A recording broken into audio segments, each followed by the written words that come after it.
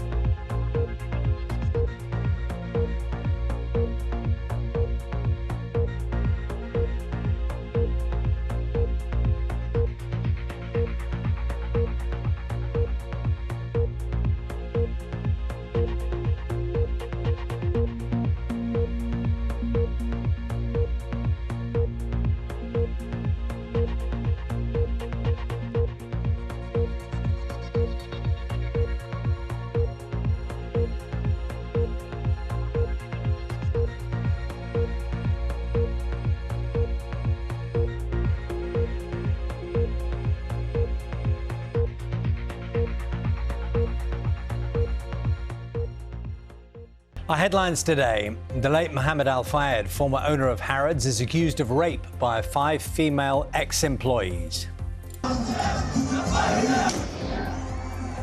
Exploding walkie-talkies leave at least 20 dead and more than 450 injured in Lebanon, as Israel says it's opening a new phase in the war.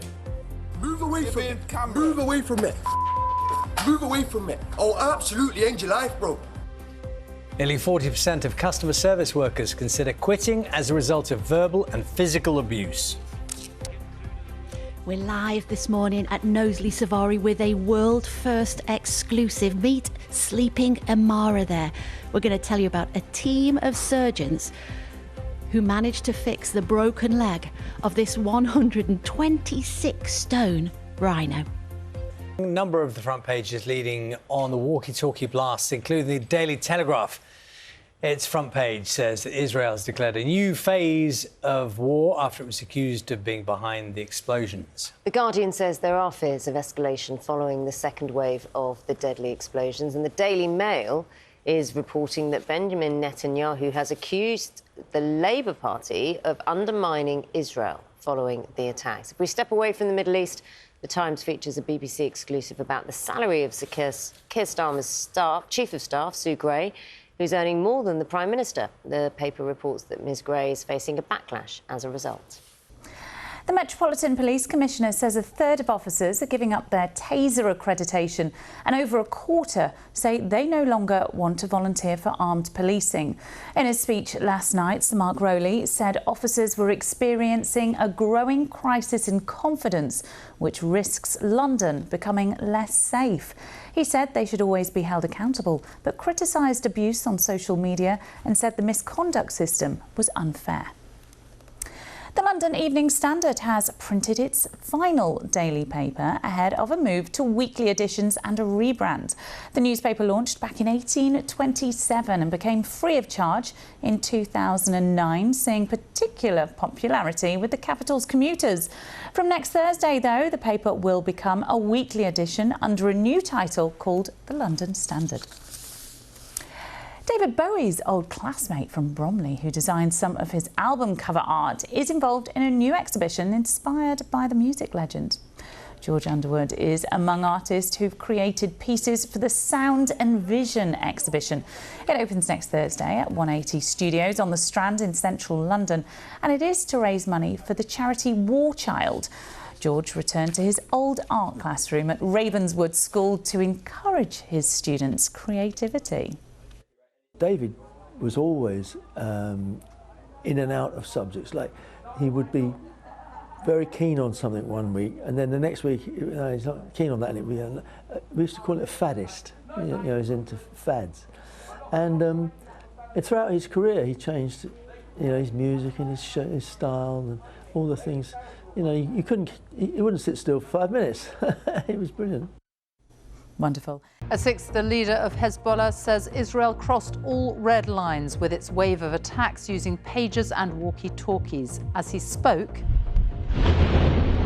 sonic booms from Israeli warplanes flying low over Beirut, increasing tension on the streets. Here in Lebanon, Hezbollah is still burying its dead and still able to fire across the border into Israel. In the last few minutes, the Foreign Secretary has urged British nationals to leave Lebanon while commercial flights are still operational. Also tonight, the late boss of Harrods, Mohammed Al-Fayed, is accused of rape by several female employees. Some prisoners released early last week to ease overcrowding in jails have not been tagged as they were supposed to be. And eerie shots from the Atlantic seabed. Footage of the wreck of the Titan submersible is released by the inquiry into last year's disaster. The Prime Minister promises more affordable homes for London, but says there's no extra funding for them or for the police. The dream of home ownership is very real and people want to see it fulfilled. So we will work with the Mayor to drive those numbers up so that we get the housing that we need across London. We'll also hear what the Prime Minister has to say about Oxford Street and Arsenal Football Club. Also tonight. Questions over carnival crowd safety after the police commissioner says that Notting Hill is poorly run. We hear from Thames Water as they announce plans for London's drinking water and how it's dealing with sewage. And it's the end of an era at the Evening Standard. This is the last daily print edition, and it's going to have a new name too.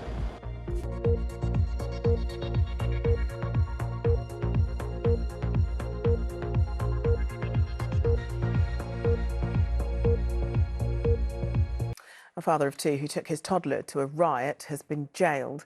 Mason Reddy was seen throwing bricks and rocks at a hotel housing asylum seekers in Rotherham. He was also seen throwing missiles at officers while holding his son, believed to be aged around 2. The 24-year-old has been jailed for 3 years. Footballer J. Emmanuel Thomas has been charged in connection with an alleged attempt to smuggle cannabis worth £600,000 from Thailand through Stansted Airport. He appeared before Carlisle Magistrates Court today, where he made no plea to the charge of importing Class B drugs. He was remanded in custody. And a woman has been airlifted to hospital after an explosion at a bungalow in Kent. Debris from the blast in the village of Charing near Ashford fell onto neighbouring homes which have been evacuated. Police are investigating the cause of the incident. A man who threatened to kill an MP has been jailed for 3 years and 3 months. Ryan Breheny made the threat to kill Lisa Nandy and also claimed he was going to attack NHS workers. Weapons including a machete, air rifles and crossbow bolts were found at a house search.